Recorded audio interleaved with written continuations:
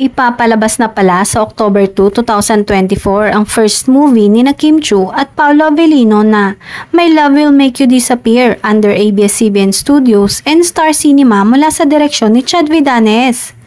Syempre pa, masayang-masaya ang Kim Pao fans dahil hindi na sila maghihintay pa ng matagal. Ngayon pa nga lang, sobrang excited na sila.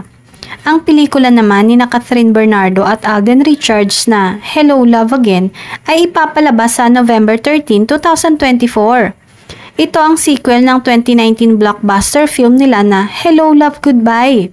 At ngayon pa lang talagang inaabangan na ito ng Kathden fans. May mga nagtatanong namang fans kung bakit mauuna pang ilabas ng Star Cinema ang Kim Pao movie kaysa sa Kathden ngayong nauna nag-announce ang Hello Love Again. At ngayon pa lang, nagkakaroon na ng comparison sa dalawang pelikula. Ang tanong nga ng madlang people, alin daw kaya sa dalawang pelikula ang mas kikita at mas magiging blockbuster? Parehong may malaking hukbo ng fans ang Kim Pao and Kathden. Kaya naman ngayon pa lang ay inaabangan na ang resulta sa takilya ng kanilang pelikula kahit na nga magkaiba sila ng playdate.